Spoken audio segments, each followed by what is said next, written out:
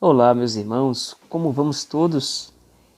Dando continuidade aqui ao ano bíblico, estamos no correspondente capítulo 52 de Patriarcas e Profetas, onde é tratado aqui sobre as festas anuais, ali trazidas pelo livro de Levítico, de Êxodo e alguns outros livros na Bíblia que tratam sobre essas festas que os israelitas comemoravam anualmente em honra a Deus e que representavam ali pelos seus sacrifícios, pelos seus eventos, a pessoa de Jesus, a pessoa da libertação de Cristo e o cuidado deles. Podemos aqui que, primeiramente, o povo tinha que ir a Jerusalém adorar. Ali, depois que o povo chegou a Canaã, era uma vasta região, mas essas festas eram centralizadas em Jerusalém, que era o centro de adoração. Agora, muitos do povo deveriam sair ali de onde eles estavam para poder ir adorar. E vinha a questão aqui, o que impediria os inimigos de Israel de se lançar sobre as casas desprotegidas, devastar essas casas pelo fogo, pela espada? O que impediria a invasão do país, a qual levaria Israel em cativeiro a algum adversário estrangeiro?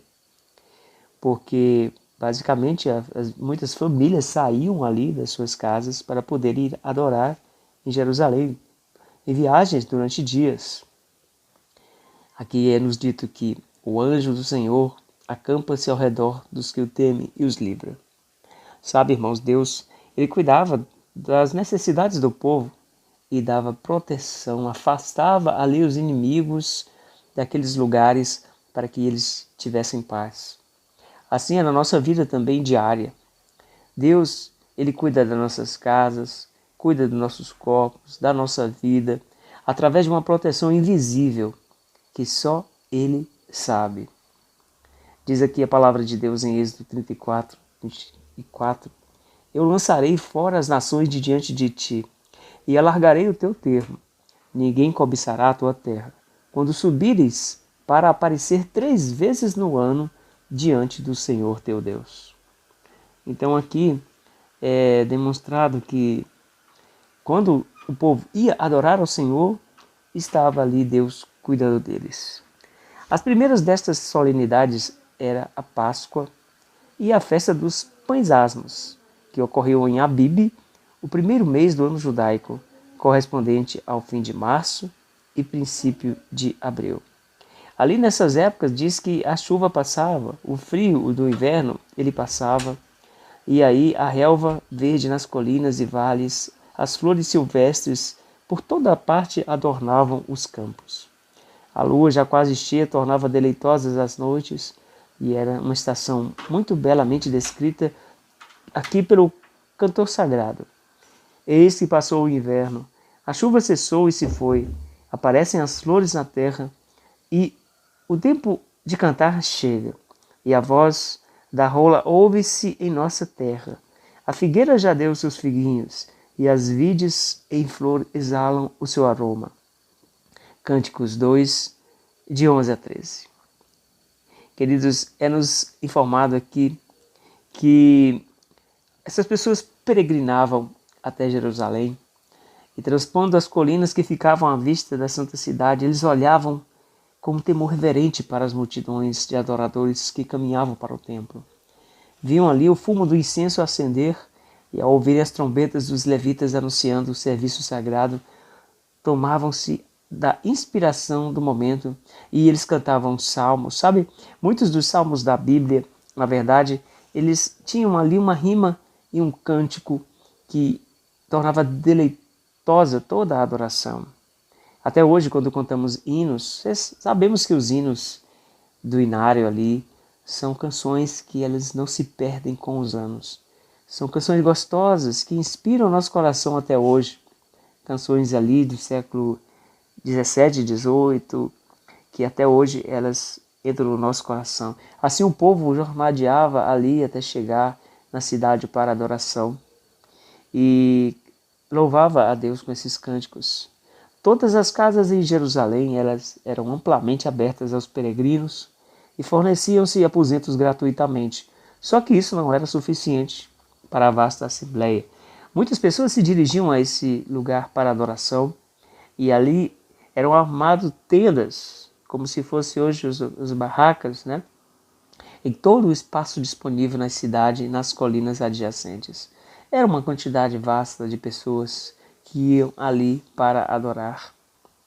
É-nos informado também aqui que quando o Salvador rendeu sua vida no Calvário, cessou a santificação da Páscoa e a ordenança da ceia do Senhor foi instituída como memorial do mesmo acontecimento que a Páscoa fora tipo. A Páscoa era seguida pelos 7 dias da festa dos pães asmos. Então, as pessoas comemoravam a Páscoa. Hoje, Jesus Cristo, que é a nossa Páscoa, que é a nosso livramento da escravidão egípcia. A ordenança que ele tem para nós está ali na ceia do Senhor. Quando nós promovemos ali a Santa Ceia, isso é um símbolo, uma lembrança do livramento que Deus dá para nós, da saída deste mundo, que um dia será plenamente realizada através da volta de Jesus. Então, antes que a cerimônia aqui dos pães asmos acontecesse, não deveria ser realizada aquela ampla colheita. Se fazia ali apenas uma colheita de pequena parte e era oferecido um molho deste cereal, era movido pelo sacerdote diante do altar de Deus em reconhecimento de que todas as coisas são dele, de Cristo, de Deus. 50 dias depois, a partir da oferta das primícias, vinha o Pentecoste, também chamado Festa da Ceifa e Festa das Semanas. O Pentecoste, meus irmãos, ele ocupava apenas um dia, que era dedicado ao culto religioso. E no 7º mês vinha a Festa dos Tabernáculos ou da Colheita. Era a reunião festiva encerradora do ano. A terra havia outorgado seu produto e as colheitas estavam guardadas nos celeiros. Então essa festa dos tabernáculos ou da colheita, era praticamente a última festa entre os israelitas. Diz aqui que ela deveria ser eminentemente uma ocasião de regozijo.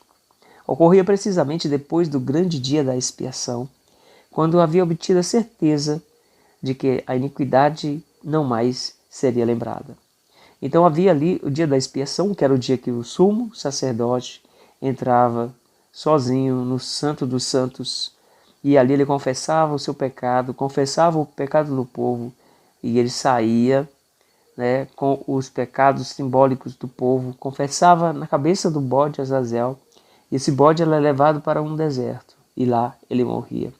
Depois de realizada essa cerimônia, aí sim ocorria essa festa dos tabernáculos, que era comemorativa de que tudo estava feito e que a paz de Deus estava ali sobre eles para mais um ano que se começava. Como a Páscoa, a festa dos tabernáculos era comemorativa. Em memória de sua vida peregrina no deserto, o povo devia agora deixar suas casas e habitar em cabanas ou em caramachés formados dos ramos verdes das formosas árvores, ramos de palmas, ramos de árvores espessas e salgueiros de ribeiros, conforme Levítico 23:40. Irmãos, nessas assembleias anuais, o coração de velhos e jovens se animava no serviço de Deus, ao mesmo tempo em que a associação da gente das várias regiões do país fortalecia os laços que ligavam a Deus uns aos outros. Os que moravam distantes do tabernáculo, mais de um mês em cada ano, deve ter sido ocupado com assistência às festas anuais. Então, as pessoas, muitas vezes, só em relação a essas festas, elas cuidavam ali em ter mais de um mês dedicado às coisas do Senhor. Este exemplo de devoção a Deus deve dar ênfase à importância do culto religioso e à necessidade de subordinar nossos interesses egoístas, mundanos, aos que são espirituais e eternos. Aqui, queridos, estamos falando da assistência a Deus ao seu culto. Estar ali, perante a congregação, junto com a irmandade, convivendo, vivendo e se fortalecendo um ao outro ali na presença, no contato mútuo, nas orações, nos cuidados que temos na fé junto à igreja, à congregação. Assim o povo ele tinha o seu tempo gasto com essas festas e nós hoje temos ainda a oportunidade de estar na presença de Deus junto com a congregação, nas reuniões que temos. É claro que estamos vivendo hoje, nesse momento do coronavírus, em que estamos tendo dificuldade, mas devemos ter a consciência da união que Cristo faz conosco através desses laços de vida, de amizade, e toda vez que temos a oportunidade devemos estar ali nos conectando através da oração, do cuidado de Deus, reconhecendo que somos um povo que está aqui andando neste mundo como peregrinos e forasteiros, que está sendo conduzido para a eternidade, a Canaã celestial. Irmãos, aquele que se encerra dentro de si mesmo não está preenchendo a posição que era desígnio de Deus ocupar. Quer dizer, vivermos sós, isolados, sem querer ter um contato mútuo com a irmandade daqueles que creem na volta de Jesus, torna a nossa vida sem propósito e muitas vezes perigosa ao ponto de afastarmos de Deus. É o cultivo apropriado dos elementos sociais da nossa natureza o que nos une intimamente com nossos irmãos e nos proporciona felicidade em nossos esforços para sermos bênçãos uns aos outros. A festa dos tabernáculos não era apenas comemorativa, não somente apontava para a peregrinação no deserto, mas como festa da ceifa, celebrava a colheita dos frutos da terra e indicava no futuro o grande dia da colheita final em que o Senhor da seara enviará os seus ceifeiros para juntar o joio e feixes para o fogo e colher o trigo para o seu celeiro. Diz a palavra de Deus em Apocalipse: ouvi a toda criatura que está no céu e na terra e debaixo da terra e que está no mar e a todas as coisas que nele há, dizer: ao que está assentado sobre o trono e ao Cordeiro sejam ações de graças e honra e glória e poder e todo o sempre. Assim, queridos, queremos nos unir em adoração juntos a Deus, através dessas festas, dessas reuniões que lembram o livramento do povo da escravidão do Egito e que nos torna regozijantes pela consciência de que temos o perdão, que temos a aceitação mediante o serviço que Cristo fez por nós, expiando os nossos pecados. Queridos, eu quero terminar aqui lendo parte da passagem de Isaías que fala como será essa visão da terra que será diferente para a nossa vida no futuro. Uma terra em que emana leite e mel eternamente, que Deus tem preparado para nós, em que não há aí a presença dessas doenças, epidemias, medo do futuro, medo da falta de pão. O deserto e os lugares secos se alegrarão disto, e o ermo exultará e florescerá como a rosa. Abundantemente florescerá e também regurgitará de alegria e exultará a glória do Líbano que se lhe deu, a excelência do Carmelo de Saron. Eles verão a glória do Senhor e a excelência do nosso Deus.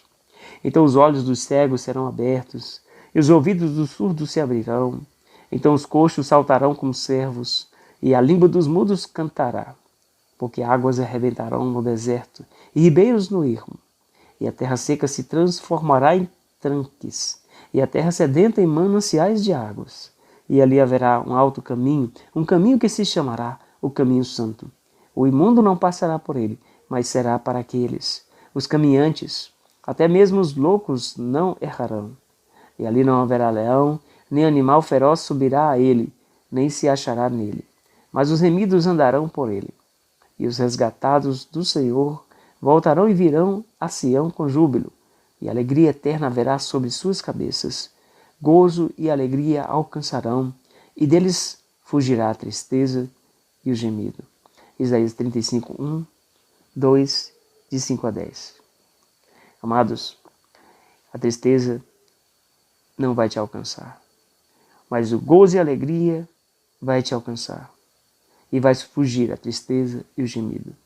Que você tenha essa consciência e a certeza de que Deus, em mais esse dia, está cuidando de você, está se preocupando carinhosamente com tua vida. Que Deus te abençoe. Confie no Senhor, em nome e por amor de Jesus. Amém, Senhor.